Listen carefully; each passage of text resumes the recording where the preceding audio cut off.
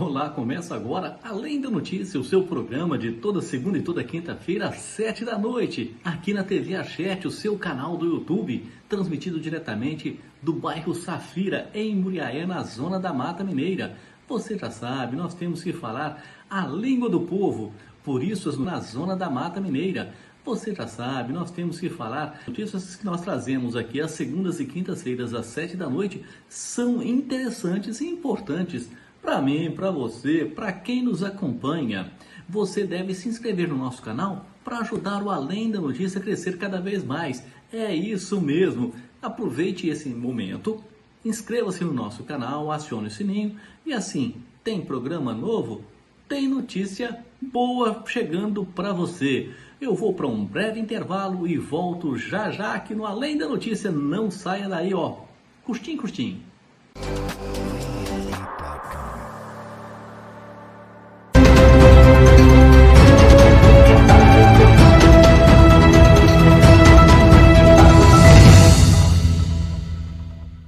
Nós somos a NBio Consultoria Ambiental e trazemos para você assessoria, consultoria ambiental e agronômica para melhorar e otimizar o crescimento sustentável do seu negócio. Com práticas que equilibrem o desenvolvimento econômico e a preservação ambiental, realizamos diversos serviços como licenciamento, regularização e gestão ambiental, processos ligados à fauna e flora, monitoramentos, processo de intervenção ambiental e recuperação de áreas, regularização, recursos hídricos, outorgas, laudos técnicos periciais e extensão rural sustentável e projetos para crédito rural. WhatsApp 34 99864 0074. Tec Silk, brindes e presentes personalizados, adesivos, resinados, embalagens plásticas e papel, serviços em vidro, botões e chaveiros, canetas e bonés, imãs de geladeira, calendários e canecas, squeezes e copos, cartões de visita. Tec Silk, Rua Mários Dornelas 124, Barra Muriaé, atrás da Igreja Católica, no prédio da Maçonaria. WhatsApp 32 988 99 2007 32 98868 5841. Venha para o restaurante Safira Grill. Funcionamos de segunda a segunda a partir das 11 horas da manhã até as 2 da tarde. Seu almoço garantido com aquele sabor só nosso. Fazemos entregas em domicílio e alugamos o espaço para eventos, encontros e reuniões no período da noite ou buffet. WhatsApp 32 98800 1213 ou 32 3722 1213. Instagram Safira_Grill. Estamos na Rua Silvério Campos 470, bairro Safira, Muriaé.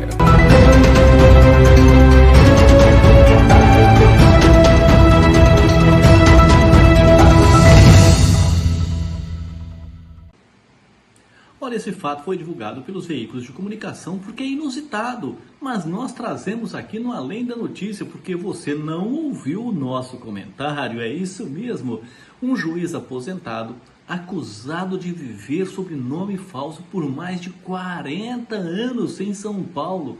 A justiça agora quer saber quem é Eduardo Wakefield e quem é José Eduardo Franco dos Reis. Acompanhe na reportagem da Luciana. O aposentado José Eduardo Franco dos Reis virou réu na Justiça de São Paulo, após o Ministério Público denunciar a criação de uma identidade falsa. Durante anos, ele se apresentou como Edward Albert Lancelot Dodge Catterdan Wakefield, alegando ser descendente de nobres britânicos. Ele era juiz no estado de São Paulo. Em entrevista à imprensa em 1995, logo após ser aprovado em concurso público para magistrado, o então juiz afirmou que havia morado na Inglaterra até os 25 anos, onde teria estudado matemática e física. Ele se formou em Direito pela Universidade de São Paulo em 1992 e chegou a dizer que o avô foi juiz no Reino Unido.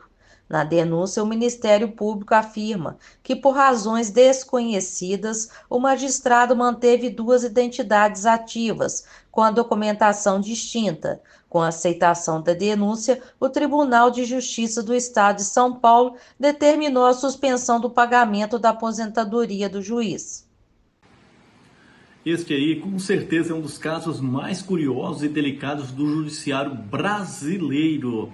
Um magistrado que atuou por décadas, 23, 24 anos, dentro do Tribunal de Justiça de São Paulo, ou seja, atuando como juiz em comarcas em São Paulo, ele pode ter mentido sobre a sua verdadeira identidade. A história parece ainda mais curiosa e um romance de espionagem, mas é real. O senhor José Eduardo Franco dos Reis, olha o sobrenome dele, dos Reis, se sentia um nobre. E por isso, na década de 80, ele falsificou sua identidade. E aí, passou a ser Sir Edward Wakefield Lancelot, ou seja, usou da sua imaginação, da sua vontade de nobreza para se transformar em outra pessoa. E o que aconteceu? Ele passou no vestibular, na USP, depois atuou como advogado, passou num concurso público para juiz, tudo com o nome de Sir Edward, e ele se dizia nobre, diz que morou na Inglaterra até os 25 anos, quando decidiu vir para o Brasil. Agora que o senhor Sir Eduardo viu a coisa feia, porque no final do ano passado o CNJ falou para todos os juízes, desembargadores, promotores de justiça, defensores públicos já aposentados, que eles deveriam apresentar uma nova carteira de identidade. Mas eu acho que ele já tinha se esquecido que o seu documento era falso e não providenciou um novo documento. Aí ele foi lá naqueles postos de atendimento rápido de São Paulo, o Poupa Tempo, e para poupar tempo, entregou sua identidade, cadastrou sua digital e ele esqueceu. Já tinha sido tudo digitalizado. Aí o senhor José Eduardo, que era Eduardo Wakefield Lancelot Canterbury, é nobre, vou te contar, a nobreza dele não é das melhores, não.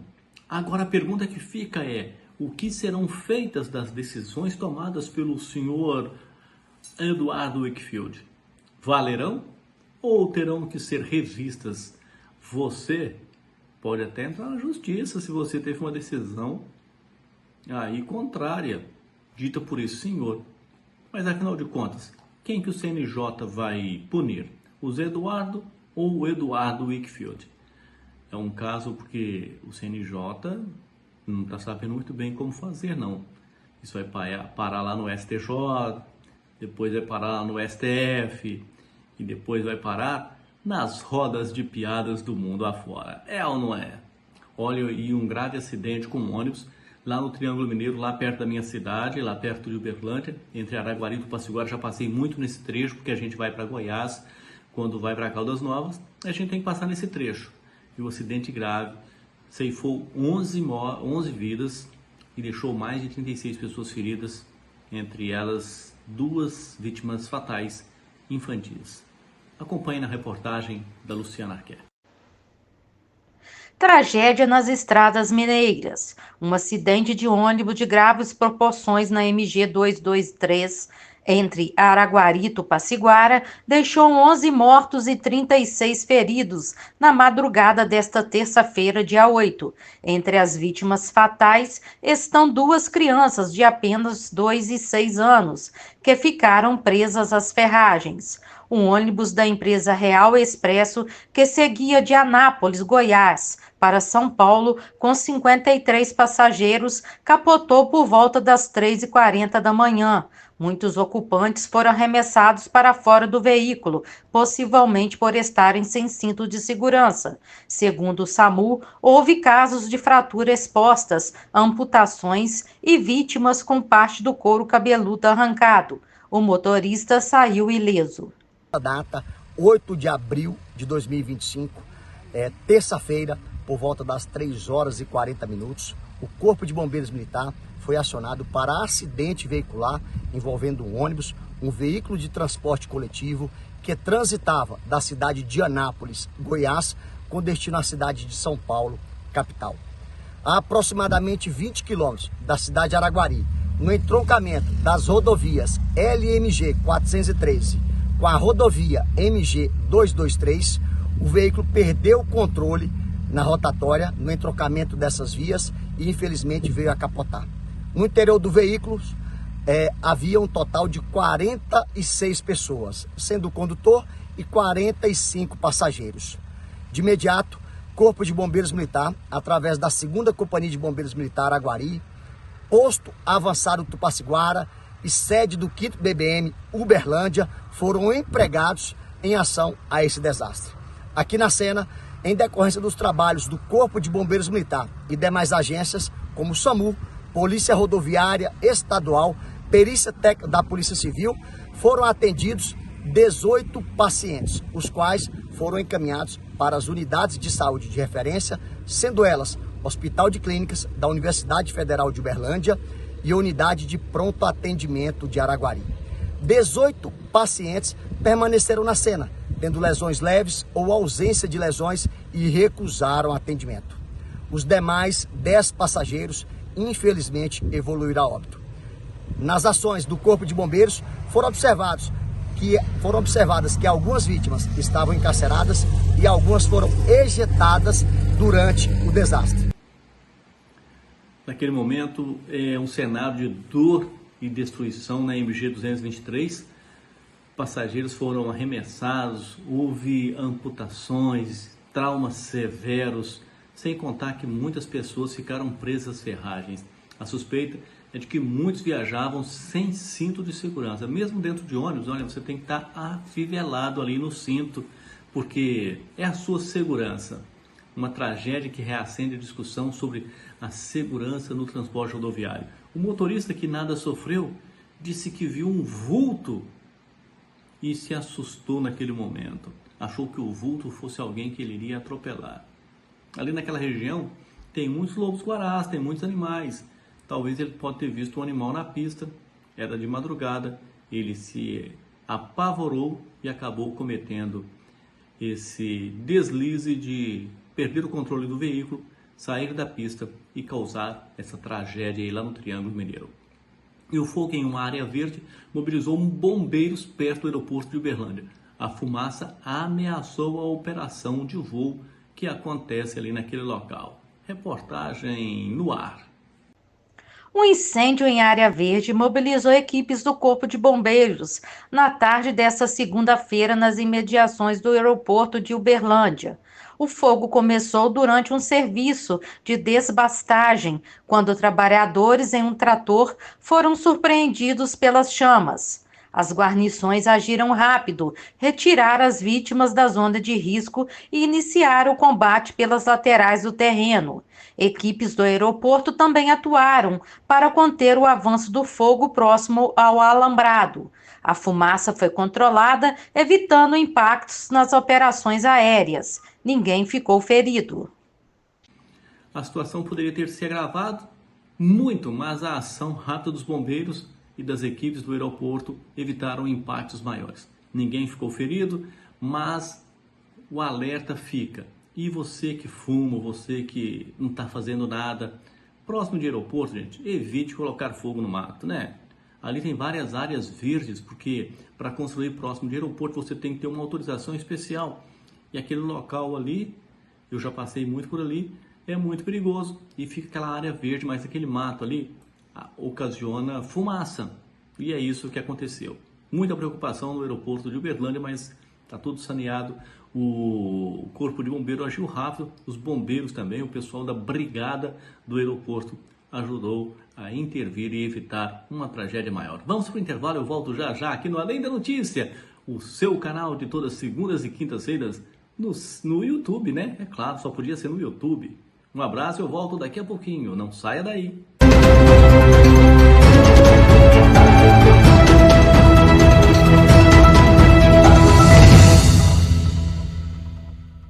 Tec Silk, brindes e presentes personalizados, adesivos, resinados, embalagens plásticas e papel, serviços em vidro, botões e chaveiros, canetas e bonés, imãs de geladeira, calendários e canecas, squeezes e copos, cartões de visita.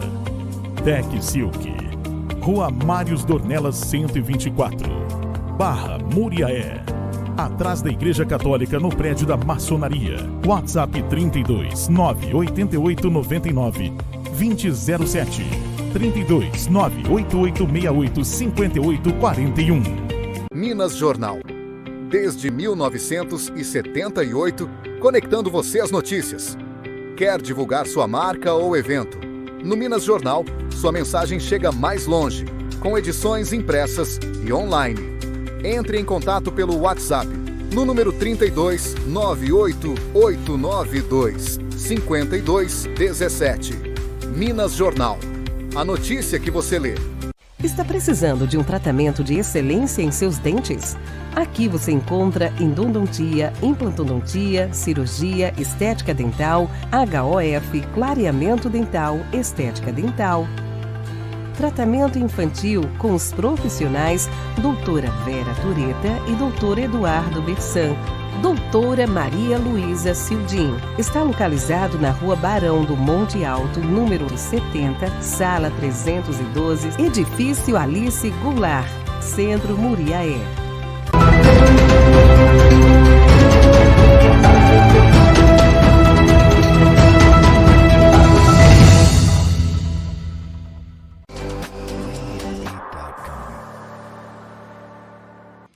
Olha, professores e servidores estaduais fecharam uma rua em frente à Assembleia Legislativa lá em Belo Horizonte para protestar contra as medidas do governo mineiro. O que será que esse pessoal está protestando? Reportagem no ar. Servidores da Educação, da Segurança e da CEMIG protestaram em frente ao Parlamento Mineiro. Os servidores da Segurança Pública decidiram atuar pela chamada estrita legalidade a partir desta terça-feira. Isso significa que vão fazer apenas suas funções básicas até que outra reunião seja marcada. Já os funcionários da CEMIG, além da revisão salarial, demandam que o plano de saúde não seja cortado. Eles anunciaram greve. Em nota, a companhia informou que adotou medidas para manter o atendimento normal aos clientes em todo o estado. Olha, com faixas, palavras de ordem, gritos de indignação, milhares ocuparam o centro da capital pedindo uma valorização salarial e contestando mudanças na Previdência. A mobilização envolveu também profissionais da saúde, da segurança, ou seja, a situação está se tornando insustentável para o Romeu Zema. Mas a gente já entende o que é isso, não é mesmo? É que está chegando a eleição, o Zema está chegando, o ano que vem, é pertinho. O Zema não pode mais ser candidato e ele quer alçar voos para o lado da presidência da República. Aí dá até água na boca das pessoas, não é mesmo? E o senhor Romeu Zema quer ser candidato e eles querem dizer que em Minas Gerais não está nada dando certo, que o Zema não é um bom candidato. Nós já vimos esta situação anteriormente, com governos, inclusive, do Partido dos Trabalhadores, que hoje está na presidência da República. Mas vai ter conversa. Os deputados estão lá para ouvir o pessoal e para chegar a um consenso, a uma proposta boa, onde vai agradar a todos. Será?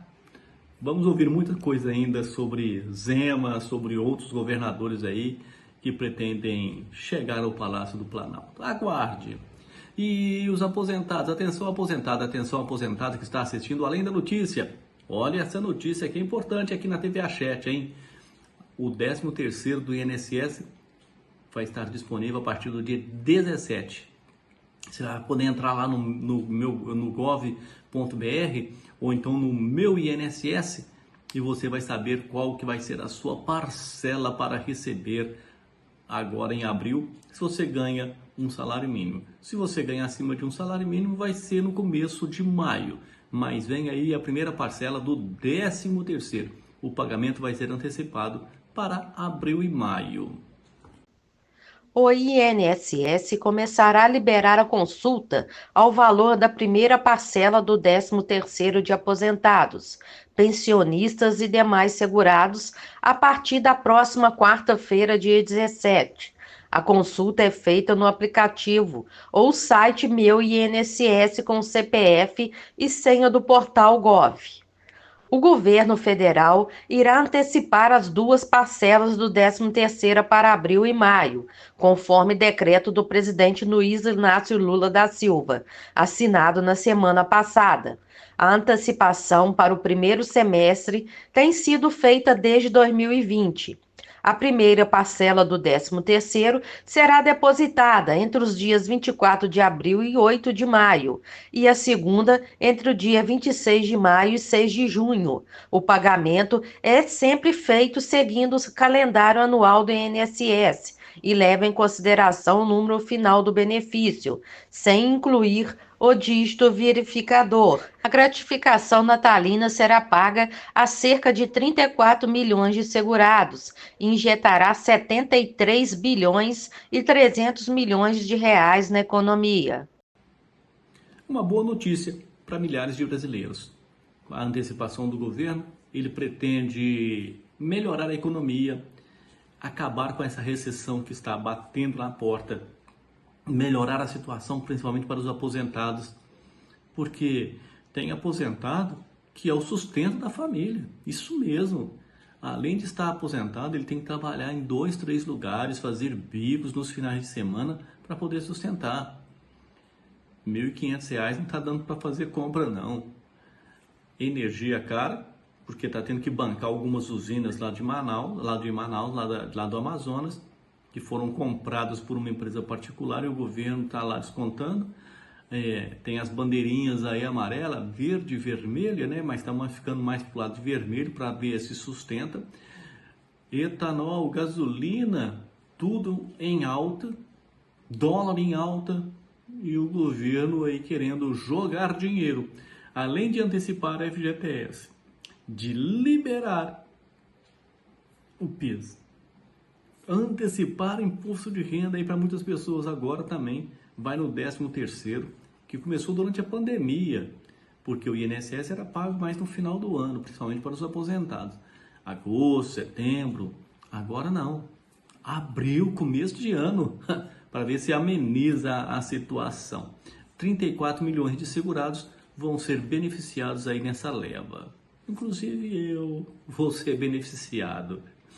Depois do intervalo eu volto aqui no Além da Notícia. Não saia daí, a TV A7 é o seu canal, é a linguagem que você gosta. Fique ligado!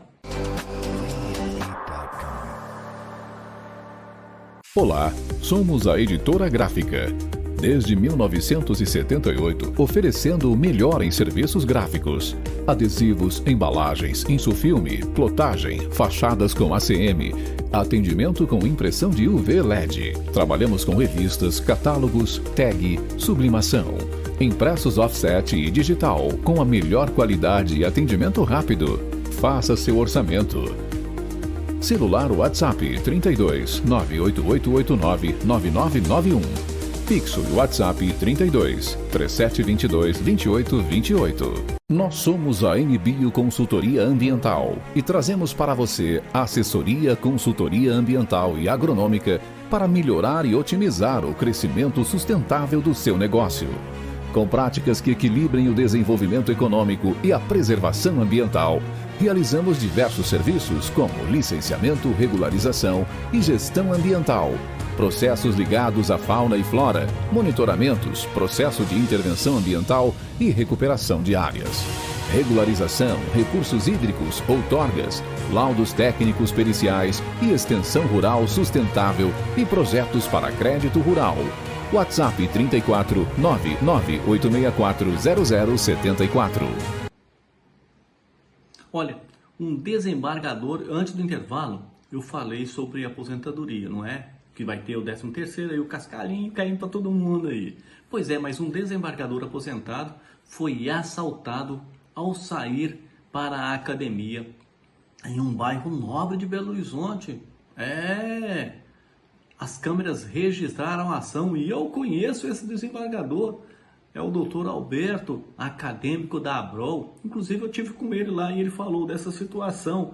Por isso é que nós estamos colocando no ar. Veja aí a ação desses marginais contra o meu amigo desembargador, doutor Alberto. Reportagem no ar. O desembargador aposentado Alberto Aloísio, de 76 anos, foi vítima de assalto no dia 1º de abril, enquanto se dirigia à academia no bairro de Lourdes, uma das regiões mais nobres da capital mineira.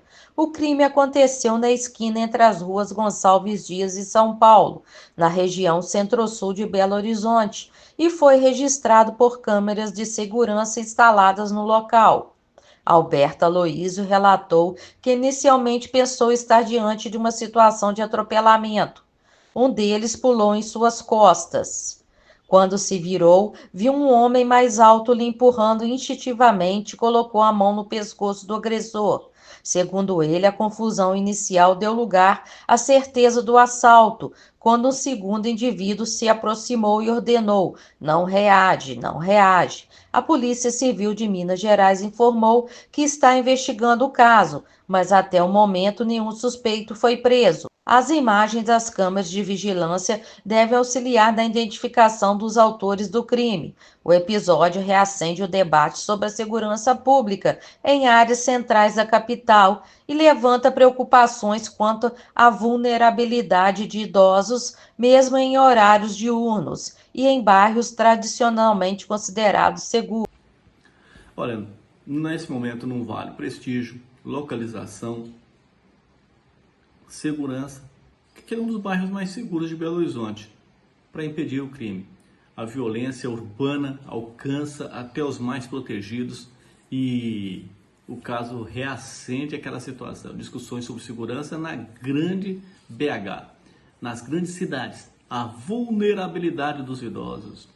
O Alberto andando com cordão de ouro, gente boa, achou que era um atropelamento, que a pessoa aproximou-se empurrando ele achou que estava sendo ajudado.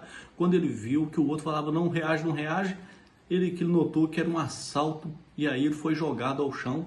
Ele tem 70 e poucos anos, Alberto, gente boa demais, boníssima, voz tranquila, serenidade, gente do bem, está vindo para a academia para manter a sua saúde em dia, cordãozinho de ouro no pescoço, e os marginais resolveram levar para trocar pela droguinha. Gente do céu, onde é que nós vamos parar? É hora de melhorar a segurança e retirar marginais das ruas. E principalmente a gente tem que olhar para os idosos. Afinal de contas, nós somos ou não somos o futuro do Brasil? Falando nisso, Muriaé também está discutindo segurança. Tem muita gente preocupada. Foi esta semana. Quem nos traz as imagens é o nosso parceiro Silvan Alves, que cedeu as imagens, e a nossa reportagem é da Luciana Arquette. Acompanhe aí. A Câmara Municipal de Muriaé realizou na noite de terça-feira, 8, uma audiência pública para discutir questões relacionadas à segurança no município. A iniciativa partiu do vereador e delegado de Polícia Civil, Rangel Martino, e contou com a presença de representantes da Polícia Civil, Polícia Penal, Prefeitura de Muriaé, Ministério Público, Defensoria Pública e Câmara de Dirigentes Lojistas. Durante o encontro, foram abordados temas como o aumento de furtos na região central de Muriaé, que tem gerado preocupação entre os moradores e comerciantes. Além disso, discutiu-se a transferência de detentos ligadas à facção criminosa Comando Vermelho para a penitenciária de Muriaé, o que causou inquietação quanto à possibilidade de incremento da violência e fortalecimento do crime organizado na região. Outro ponto debatido foi a possível implantação da Guarda Municipal em Muriaé, medida já adotada em municípios de porte semelhante.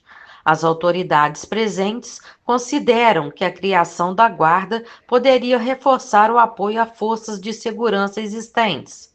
A Prefeitura anunciou a instalação de novas câmeras.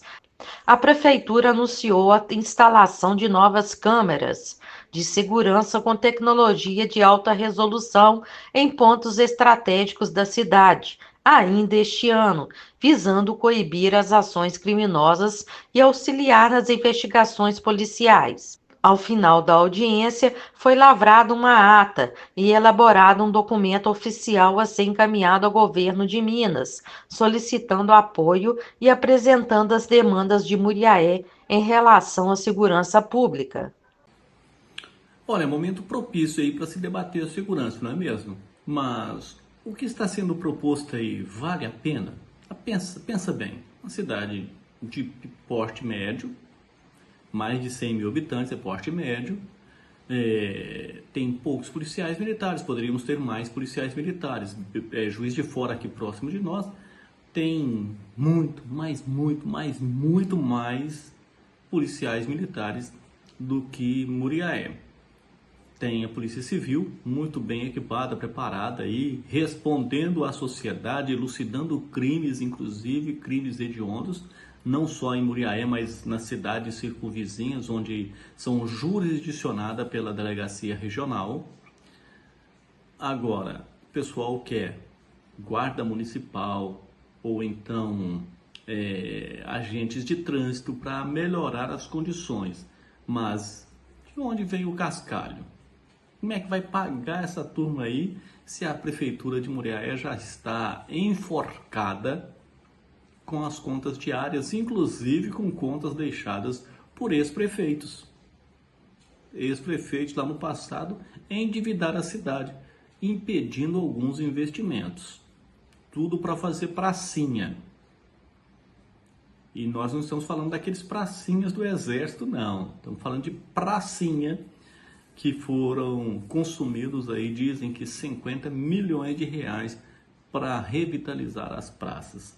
E a prefeitura atualmente faz aí o dever de casa, arrumando parceiros para ajudar as praças a ficarem bonitas e melhores. Tem jeito de fazer quando se quer. A adoção de praças, que é uma prática realizada aí em grandes centros por grandes empresas que precisam descarregar o seu imposto de renda. Então, em vez delas devolverem para o governo, elas investem na cidade onde estão instaladas. Muriaé é uma delas. Agora, a segurança preocupa, sim, mas não são os moradores de rua que estão agindo, furtando, roubando as lojas, não. Muriaé tem pouco mais de 70 moradores de rua cadastrados, conhecidos e reconhecidos. Os marginais que estão atuando aí são de outras praças. E então, esse debate aí, realizado em Muriaé, serve de lição para nós, para que possamos entender um pouquinho mais sobre a nossa cidade e o que está acontecendo. E falando em segurança, aconteceu no Tribunal de Justiça de Minas Gerais a posse de 49 novos juízes, inclusive uma de Muriaé. E a cerimônia teve homenagens e discursos sobre o compromisso com os direitos humanos. Reportagem da Luciana Arquette no ar. Saudação especial às novas colegas e colegas, juízes e juízas de direito do Estado de Minas Gerais, que já se encontram devidamente empossados e em exercício. O Tribunal de Justiça de Minas Gerais empossou 49 novos juízes e juízas substitutos aprovados em concurso público. A cerimônia foi realizada nesta segunda-feira, 7 de abril, em Belo Horizonte, e contou com a presença de autoridades, familiares e amigos dos empossados. Durante o evento, o presidente do TJMG, desembargador Luiz Carlos Azevedo Correia Júnior, deu as boas-vindas aos novos integrantes da magistratura mineira e destacou a importância da escuta, do equilíbrio e do acolhimento no exercício da função. A presidente da Associação dos Magistrados Mineiros, juíza Rosimeire Couto, reforçou o compromisso da entidade com os novos colegas e desejou a trajetória marcada pela coragem, serenidade e senso de justiça. Escolhido como orador da turma, Rian Colasso fez a leitura do termo de compromisso. Já a juíza Gabriela Furtado, também empossada, discursou em nome dos colegas e ressaltou o papel dos magistrados como agentes de transformação social, lembrando os desafios da caminhada até a posse e a importância do compromisso com os direitos humanos, a ética e a imparcialidade. Os novos magistrados são oriundos de diversos estados do Brasil e passam a integrar o Judiciário Mineiro em diversas comarcas do estado.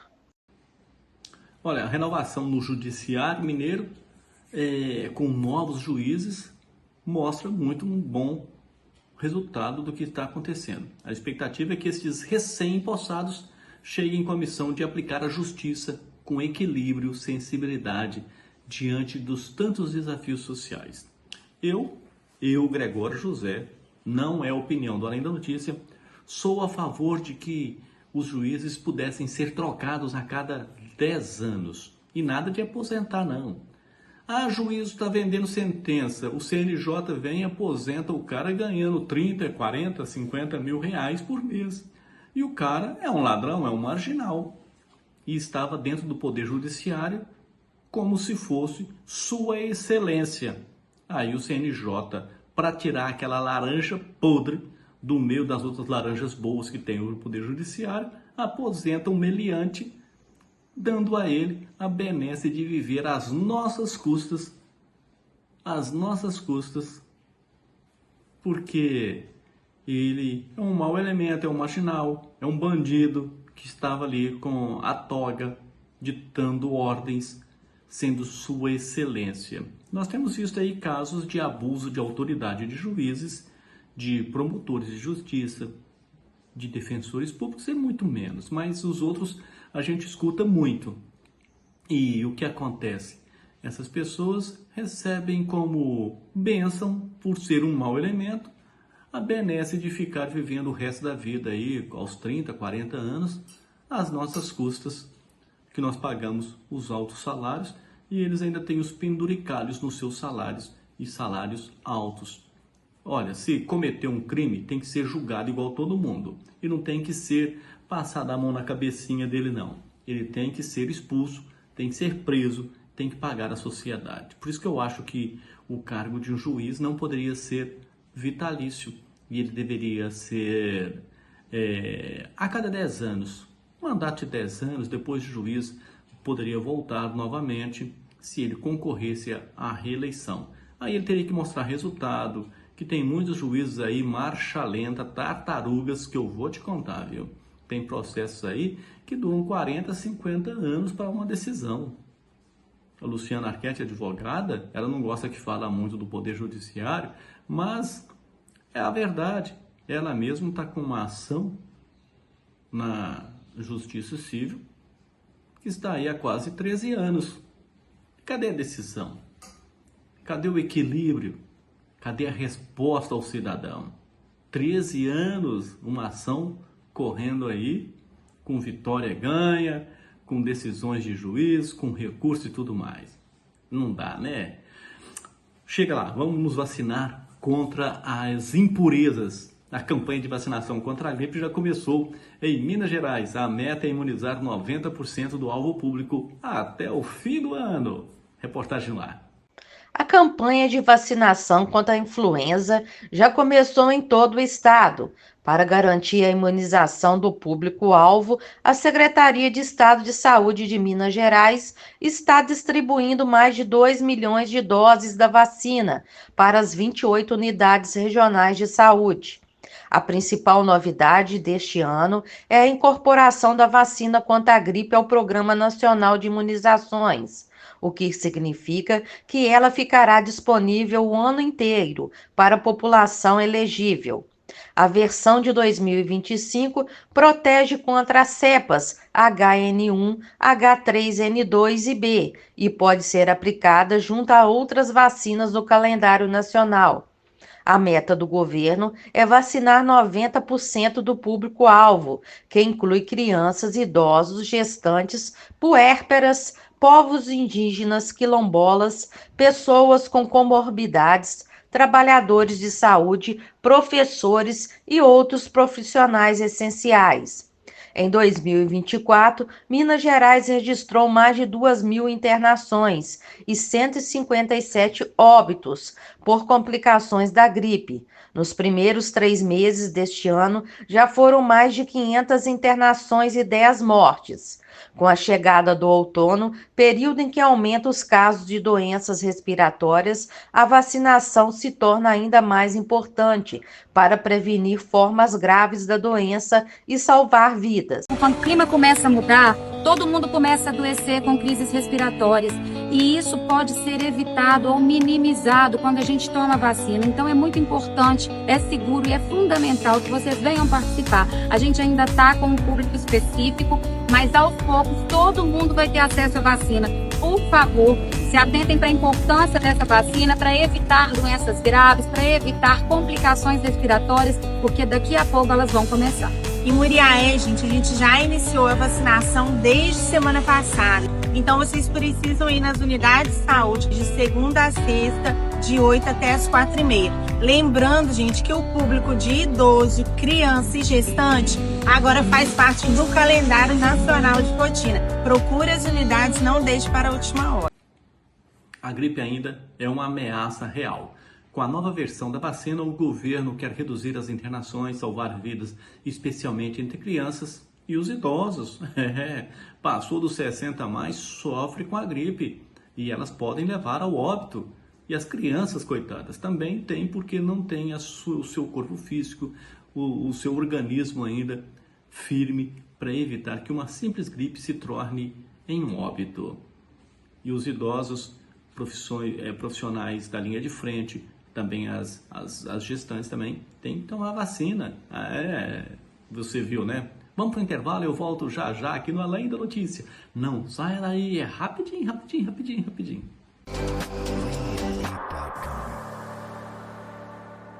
Venha para o restaurante Safira Grill. Funcionamos de segunda a segunda a partir das 11 horas da manhã até as 2 da tarde. Seu almoço garantido com aquele sabor só nosso. Fazemos entregas em domicílio e alugamos o espaço para eventos, encontros e reuniões no período da noite ou buffet. WhatsApp 32 98800 1213 ou 32 3722 1213. Instagram Safira_Grill. Estamos na Rua Silvério Campos 470, bairro Safira, Muriaé.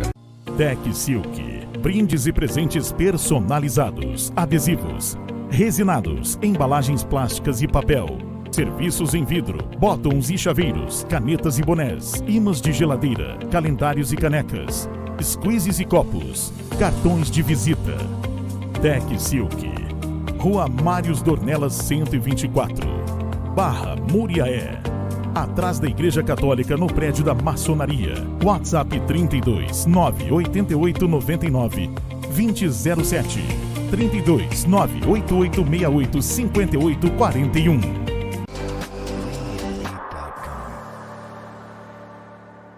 Olha, atenção para um debate que mexe direto na vida dos trabalhadores brasileiros. A Comissão de Constituição e Justiça do Senado colocou em pauta nessa terça-feira, nessa semana, a proposta de emenda à Constituição que pode reduzir a jornada semanal de trabalho de 44 para 36 horas. Será? Reportagem. A proposta de emenda constitucional é de 2015 e estabelece, num primeiro momento, a redução da jornada de trabalho, que hoje é de 44 horas semanais para 40 horas. A partir daí, haveria uma redução gradual de 1 hora por ano até chegar ao limite de 36 horas semanais de trabalho.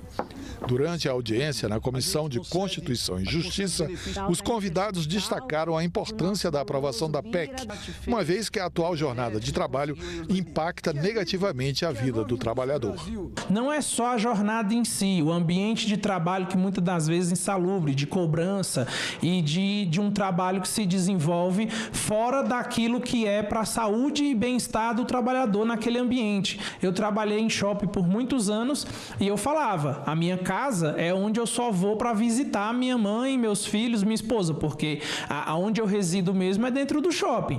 E ali é onde eu desenvolvo as minhas relações socioafetivas. Então, se eu ia para um futebol, era com o pessoal da loja. Se eu ia para um happy hour, era com o pessoal da loja.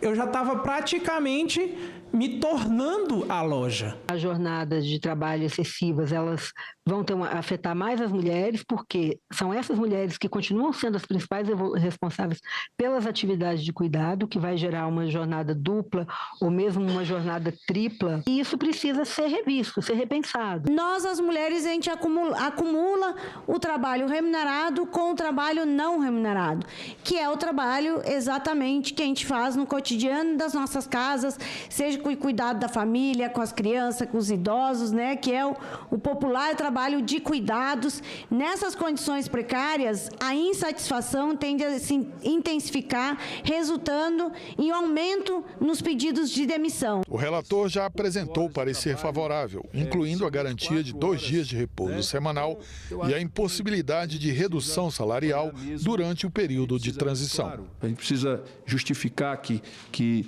isso não diminui a produtividade, que isso vai aumentar a produtividade, que as pessoas vão ter mais dedicação, que as pessoas vão ter mais energia, vão adoecer menos. Tudo isso é muito importante. Mas tudo isso é importante porque a gente está cuidando das pessoas, porque a gente está olhando para o ser humano que está por trás da consigna trabalhador e trabalhadora. A luta pela redução de jornada sem redução salarial é uma bandeira histórica da classe trabalhadora. A redução de jornada para 36 horas semanais trará inúmeros benefícios. Aqui é um debate. O debate, o primeiro dado que eu tinha, se formos a 40 horas semanais, que as propostas vão nesse sentido, num primeiro momento para 40, e depois vai reduzindo 1 hora por ano até chegar às 36. Olha, a proposta é do senador Paulo Paim lá do Rio Grande do Sul, né, lá do sul do Brasil, que ele quer mudar a Constituição para garantir um ritmo mais humano, menos horas, mais qualidade de vida. O Paulo Paim é daqueles petistas que tem bom senso. Ele foi o cara que organizou aí as rádios comunitárias, antigas rádios piratas do Brasil. Hoje, o modelo 6x1 garante só uma folga por semana. E às vezes a pessoa tem que trabalhar 8, 9, 10 horas fazendo hora extra todos os dias aí. Então, a ideia do Paim é que a jornada seja de 36 horas semanais. Aí a pessoa pode organizar com o patrão e ter 2 folgas, sábado e domingo, trabalhando 36 horas na semana. Vamos ver se vai evoluir para um consenso aí dentro do Congresso Nacional. Olha, o Além da Notícia vai ficando por aqui, mas eu prometo consenso voltar na próxima segunda-feira, às 7 da noite. Olha, o nosso programa é coordenado e dirigido pela Luciana Ketty, advogada e jornalista, e você já sabe, quer mandar uma sugestão de notícia para nós, uma reportagem, quer falar sobre algum fato interessante e importante, é o nosso canal. O contato é 32 99144 6669. Um abraço para todos vocês ligadinhos no Além da Notícia. Gregório José vai se despedindo aqui, mas eu volto segunda-feira, às 7 da noite, no Além da Notícia, na TV Archete, direto de Muriaé. Um abraço, até lá.